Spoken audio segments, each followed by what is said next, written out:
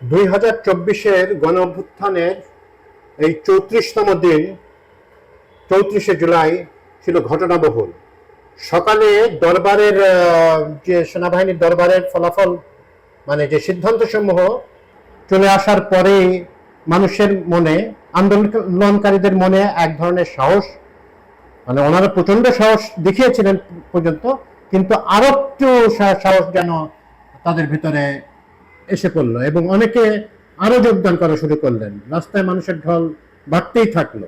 তো সিদ্ধান্ত মূলত একটি এসেছিল যে সেনাবাহিনী পুলিশ মানে গুলি করবে না, তারা মানুষ হত্যার নয়, দেশের জনগণের রক্তে রঞ্জিত করবে না তাদের হাত। সুস্পষ্ট ঘোষণা এসে গেল। কিন্তু পুলিশ তখনও অনুগত ছিল, মানে পুলিশের একটা অংশ অন্তত বেশ অনুগত ছিল হাসিনার প্রতি এবং তারা হত্যাযজ্ঞ চালিয়ে যাচ্ছিল। কিন্তু মানুষকে আর আটকানো যাচ্ছিল না। প্রবল প্রতিরোধের মুখোমুখি হচ্ছিল পুলিশ এবং আওয়ামী লীগের গুন্ডা বাহিনীর সদস্যরা। গণভবনে বসে হাসিনাও একটা ব্রেভ ফ্রন্ট দেখাচ্ছিলেন, কিন্তু মানে কয়েকদিন ধরে বিমানে করে অনেক নেতা নেত্রী তারা পালিয়ে গেছিলেন। তারা মনে করছিলেন হাসিনা সামলানোর পরে আবার আমরা ফিরবো না। তো হাসিনা তো সামলানোর অবস্থায় ছিলেন না। তার তার বোন তার সাথে ছিল, অবশ্য তার সাথে, আর ওবায়দুল কাদের, আসাদুজ্জামান কামাল, এইসব লোকজন ছিল এবং ইতিহাসে তাদেরকে কিভাবে চিত্রিত করা হয় এটা ভবিষ্যতে বলে দেবে। কিন্তু অন্তত ওই সময় তাদের দানবীয় চেহারা মানুষ দেখেছে। সে যাই হোক, সে বহুল আকাঙ্ক্ষিত এক দফাও চলে আসে এই 34শে জুলাই। লাখো লাখো মানুষ সমবেত হন শহীদ মিনারে, কেন্দ্রীয় শহীদ মিনারে। এই শহীদ মিনারের সাথে অবশ্যই আপনারা জানেন জাতির একটা বিশাল আবেগ জড়িত।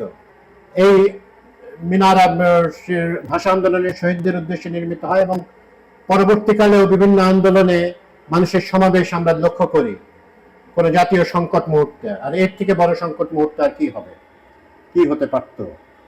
তো সেখানে কিন্তু শুধু ছাত্ররা আহ্বান করেছিলেন, কিন্তু বহু মানুষ, সাংবাদিক আশরাফ কায়সারকে দেখেছি আমরা, শিল্পী বাঁধনকে দেখেছি আমরা, বুদ্ধিজীবীদের দেখেছি, অধ্যাপক আসিফ নজরুলকে দেখেছি।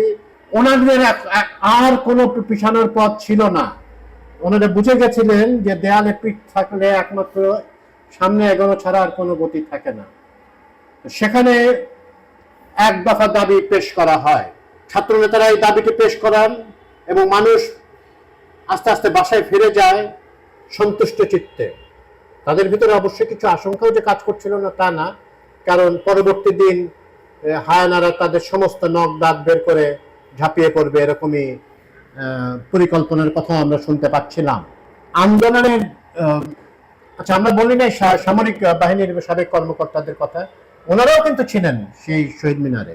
হ্যাঁ, ওবায়দুল কাদের এদিকে আবার একটা পাল্টা সমাবেশ সেরও ডাক দিয়েছিলেন, তো এরা সেটা খুব একটা সাফল্য দেখতে পারেননি।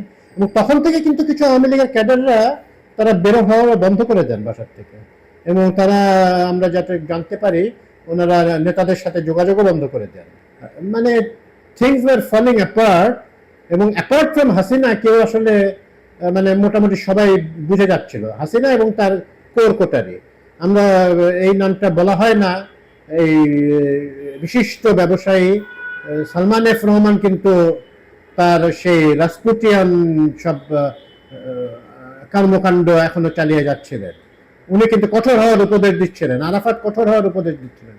মানে হেলিকপ্টার থেকে গুলি করাটাও কঠোর না, এপিসির থেকে জীবন্ত অবস্থায় ফেলে দেওয়া কঠোর না, লাশ জীবন্ত মানে লাশ পুড়িয়ে ফেলাটা মানে যেহেতু কেউ চিহ্নিত করতে না পারে এটাও যেন কঠোর না, আরো কঠোর করতে হতেন। তো ওনারা বেশ খেপে যান, অনেক হ্যাঁ বুদ্ধিজীবী এবং আওয়ামী সুবিধাভোগী লোকজন, আওয়ামী আমলে যে সুবিধা পেয়েছেন, যে এই আন্দোলনকে যখন 71-এর সাথে তুলনা করা যায়, 71-এর সাথে তুলনা করা যায় না আসলে কোনো আন্দোলনকে, কিন্তু আবেগটাকে ওনারা বুঝতে পারেন না।